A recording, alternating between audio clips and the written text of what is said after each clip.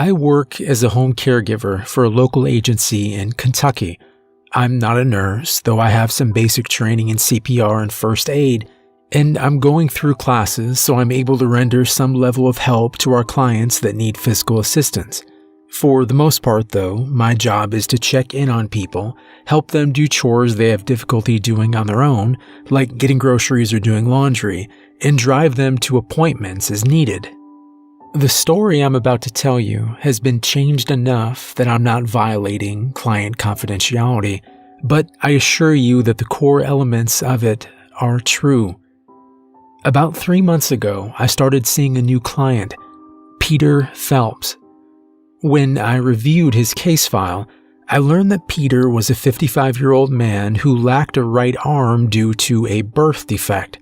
This wasn't the reason for his home care, but rather that he was in the last stages of liver failure due to chronic alcoholism.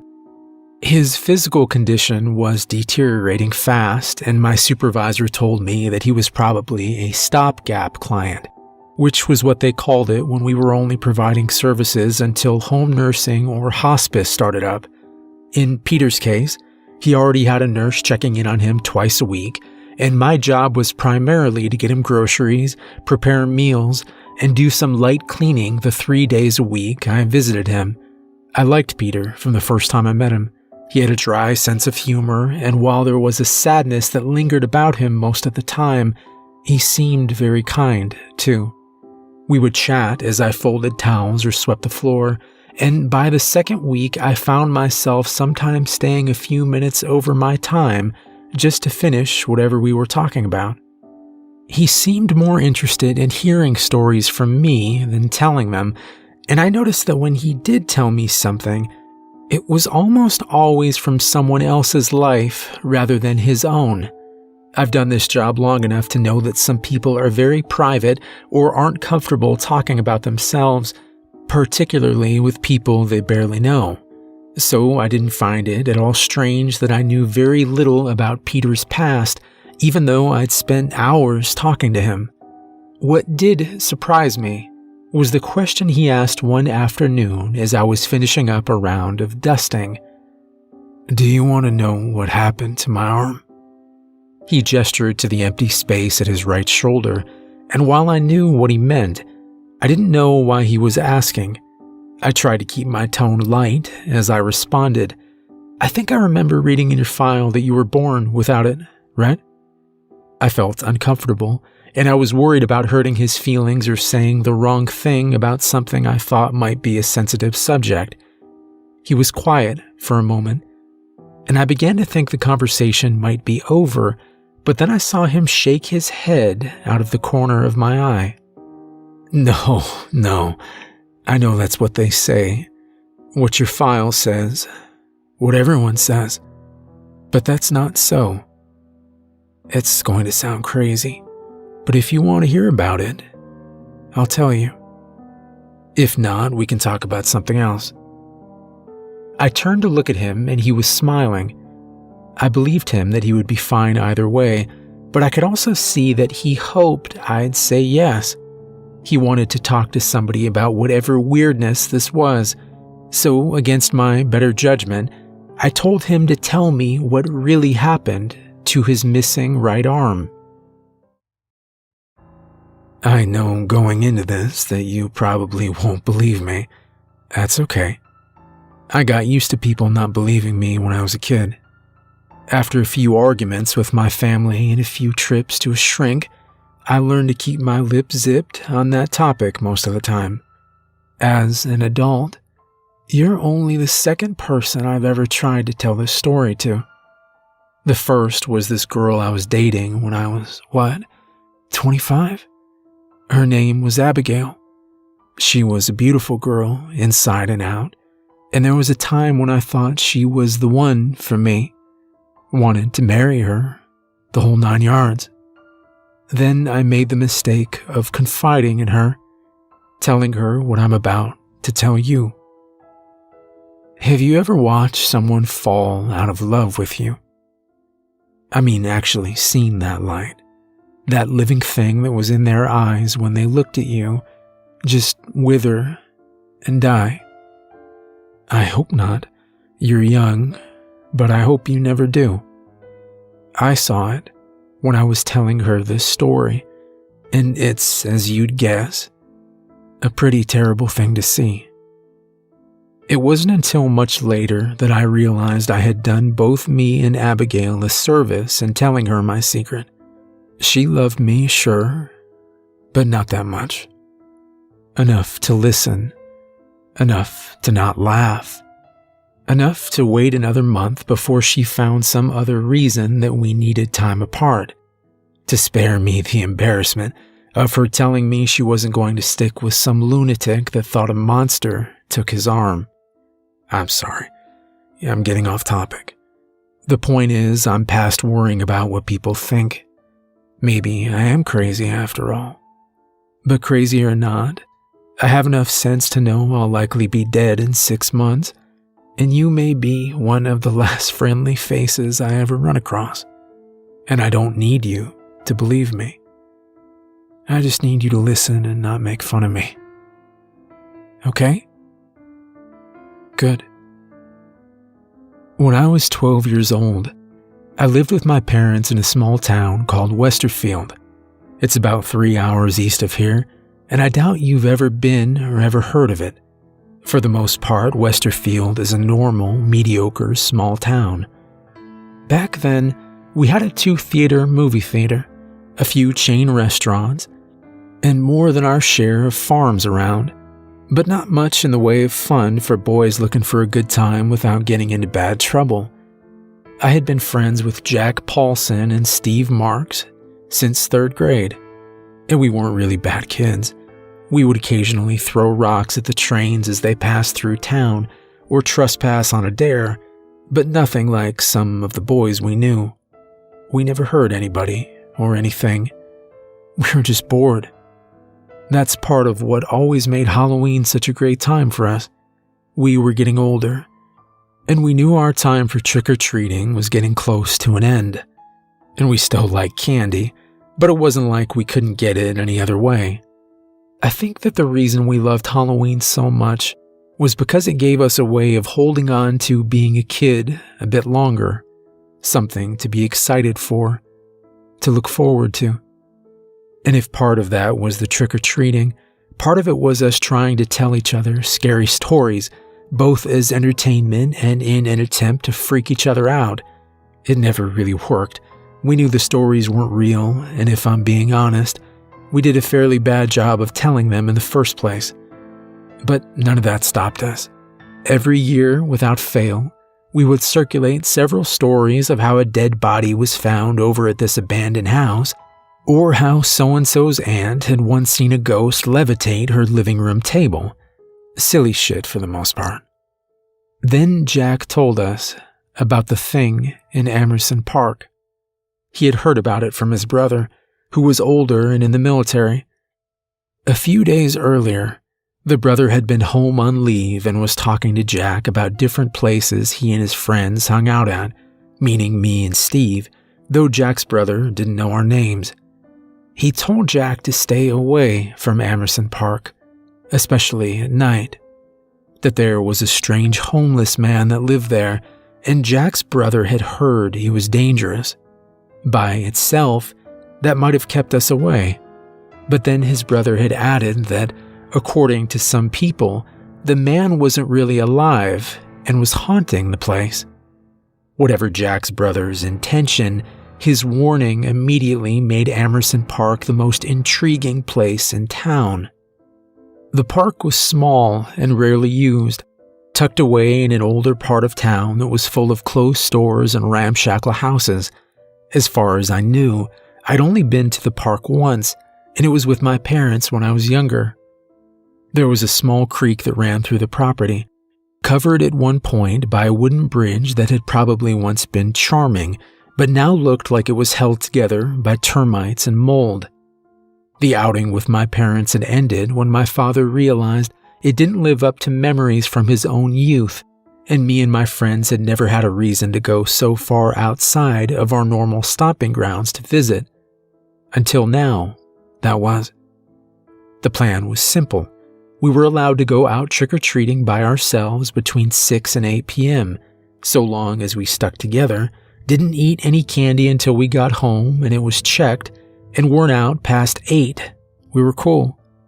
We figured it would be about a 30-minute fast walk outside of our normal trick-or-treat circuit to get to the park and another 30 to get back.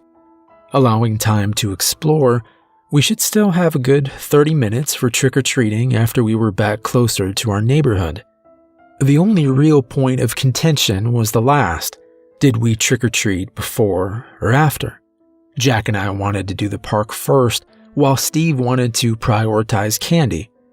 Steve's eyes had been big as dinner plates when Jack had told us about the man in the park, so I suspected he was hoping to distract us long enough with trick-or-treating that we abandoned the park idea altogether. But majority ruled, and to the park we went.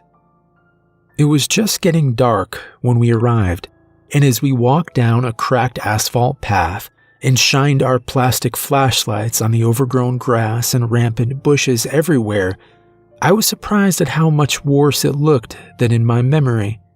Whatever half-hearted efforts had been made in the past to maintain the park seemed to have been given up now, as though a decision had been reached to just let the space return to nature through the slow process of urban decay. We were getting close to the splintery skeleton of the bridge when Steve poked me in the ribs. "Look over there," he whispered, his hand now tight on my arm. "I think it's the man." I turned my light towards where he was looking and illuminated an old, rusted-out water fountain that was next to the path farther ahead. Jack snickered. "Good looking out, Steve. Let us know if you see any rabid squirrels or trash can monsters, too." I laughed a little, but it was forced. I didn't really think there was some dangerous man out there, much less a ghost, but I had to admit the park was creepy, unsettling even. I wasn't willing to be made fun of by asking to leave before we were done looking around, but I did pick up my pace. If we made it all the way through, I reasoned, we could all go home without the danger of being called a chicken. Looking back on it, I think some dim part of me realized we were being followed early on, some primitive instinct that recognized that something wasn't right. But it wasn't until we were passing under the bridge that I heard the rustle of someone walking a few feet behind us. I still don't know why I didn't just bolt right then, but for whatever reason I stopped and turned. My friends lurched to a halt and spun around as well, with Jack letting out a gasp as he saw what was behind us. It looked like a man, but it wasn't a man. The outline was that of a large person wearing a big poncho or hooded overcoat, so if you just caught a glimpse, you would think it was just a tall, broad-chested man out for a walk. But when I shined my light on it, it was made of rot. I saw mounds of dirt run through with worms and maggots, bits of trash stuck to the decaying carcasses of mice and birds, strings of brown ichor wound tight around hot, red meat that never stopped moving and pulsing as it slid around on what approximated the thing's chest and face. Its eyes were irregular circles of broken green glass, and the bits of bottle seemed to shine with some dull inner light as it regarded us. But none of that was the worst of it. When it opened its mouth to speak, I saw it had long, thin teeth of silver. It took me a moment to realize what they were. Hypodermic needles. "Do you have something to offer?" Its voice was deep and roaring, like the wind of an angry storm. We all took a step back, that it matched with a shambling step forward. "Or do you mean to waste my time?" We ran. Of course we ran. I could hear it behind us, somehow moving, somehow gaining on us as we tried to make it out of the park. Its footfalls were heavy and squelching, and when I realized they were getting closer, I looked back just as it reached Steve. I saw it when it closed a wriggling, oozing hand on Steve's shoulder, and I heard the start of Steve's terrified wail as he registered the contact. But then the scream was cut off because Steve wasn't there anymore. Let me be very clear on this point. It wasn't as though I lost sight of him or he turned and went a different way. I watched him literally disappear in front of my eyes. Clothes and candy bag and everything that was him. I even heard a faint popping sound as air rushed in to fill the void his absence created. The sight of it almost made me stop dead in my tracks. It made no sense. What had happened to him? It was as if my brain wanted to reconcile what it had just seen before it could go back to the pressing business of running away from the horror that was chasing us. But I caught myself, and I didn't stop. I just slowed down for a couple of seconds. That was just enough time for Jack to plow into me and knock us both down. I had the breath knocked out of me, but my fear and panic had reasserted itself, and I was immediately pushing myself up to run again. That's when I heard another small popping sound right behind me. I looked back to see that Jack was gone now too. The monster was standing over me, its green eyes blazing as it scraped its metal teeth back and forth. Do you have something to offer? Its voice filled my ears, and I felt my pants grow warm as I wet myself. I shook my head as I began to cry. No. All I have is this. I held out the empty trick-or-treat bag in my right hand. I had lost my flashlight when Jack ran into me, so I really had nothing else to offer the thing. Or so I thought.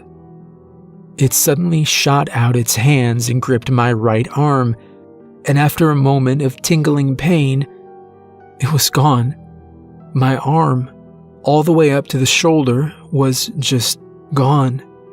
I watched in amazed horror as the empty bag fluttered to the ground now that it had no hand to support it. Reaching up, I touched my shoulder, finding only smooth skin where the start of my arm should be. It was as though it had never been there at all. When I looked back up, I saw the creature giving me a terrible, shining smile. Fairly paid. You may go. With that, it turned and walked back into the shadows where it disappeared. I ran all the way back home, and I didn't stop running until I was crying in my mother's arms while my father called the police. They believed me that I'd been attacked, but they didn't understand the rest.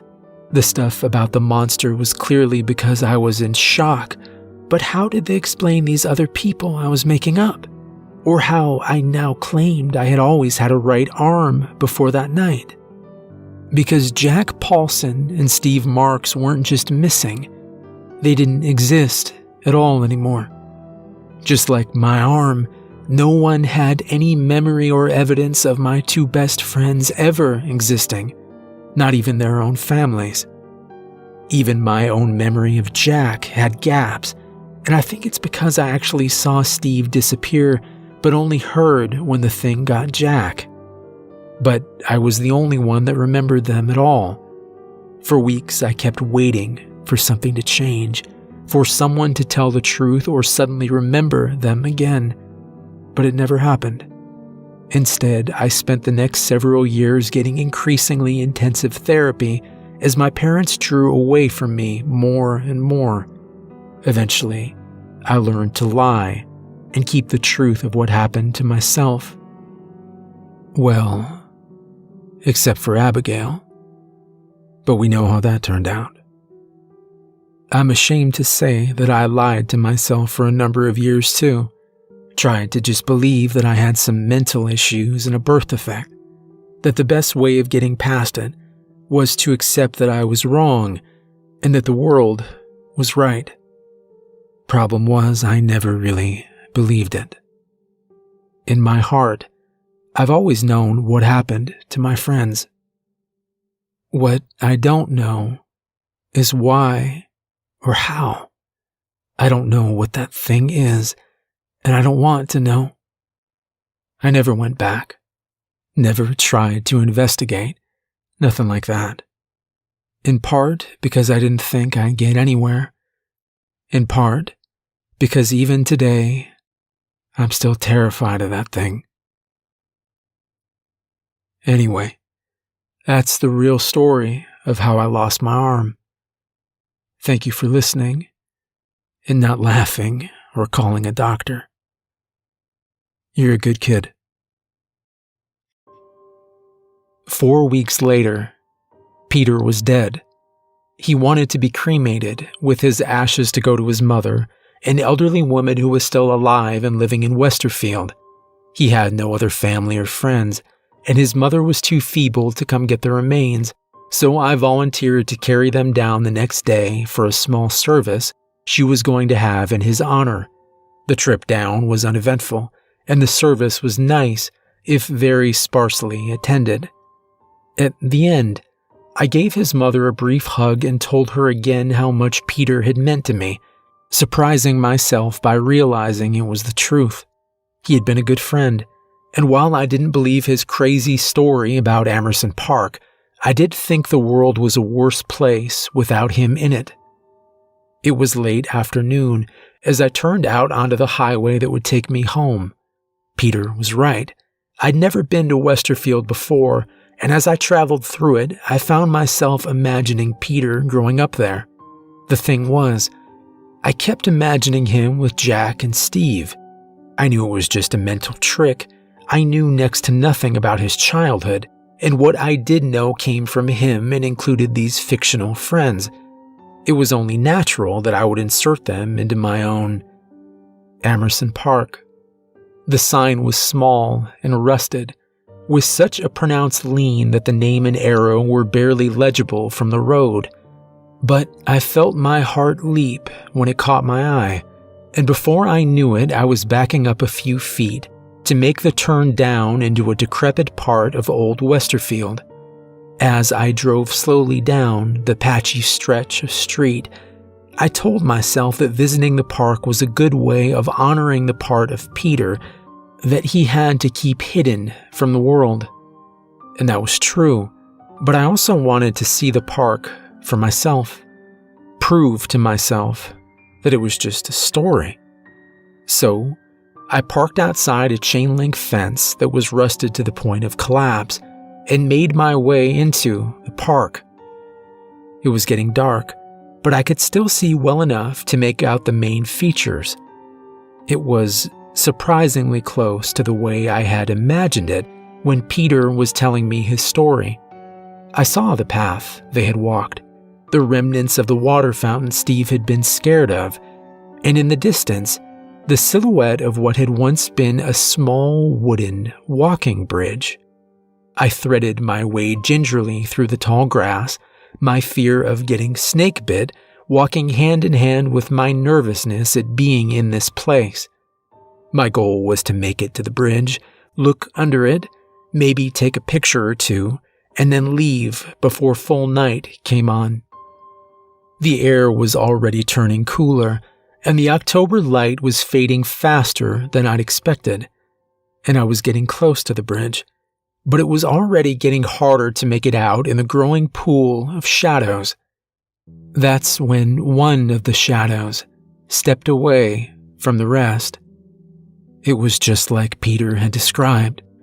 A tall, large man shape, wearing a long coat or cloak of some kind, with a hood.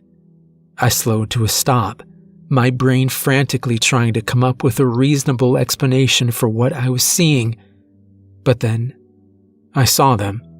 Its glowing, green glass eyes, burning in the moving darkness of its head like twin lanterns. And below that, I thought I saw the pale glint of silver in the failing autumn sun. I ran and didn't look back. jumping the fence and driving away before that terrible thing could reach me, touch me, take me away. I drove without stopping until I got home, almost wrecking more than once in my frantic desire to just get away from that place and what lived there. That was a few days ago, and I think I may be safe. I also think I might be going insane. You see, I keep having memories that can't be right. I remember having a girlfriend. I think her name was Angelica, and I have several snippets of spending time with her, loving her even. There are times when I can picture her face or imagine what her voice was like. There are times when I can almost remember things I did with her. Our first date, bowling, meeting her parents, her going with me to Peter's funeral. It's probably all in my head. I'm a big believer that people can trick themselves into believing just about anything. Missing arms, monsters under the bridge, girlfriends that no longer exist. I probably just need to take some time off and get my head right. Maybe then I'll stop imagining I heard her scream as I scrambled over the fence at Amerson Park, never looking back to see what happened to her.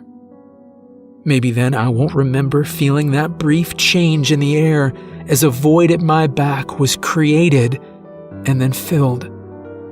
Maybe then I can stop looking out of my windows every night, half expecting to see green glass shining at me from somewhere in the dark, waiting patiently to finish some terrible transaction.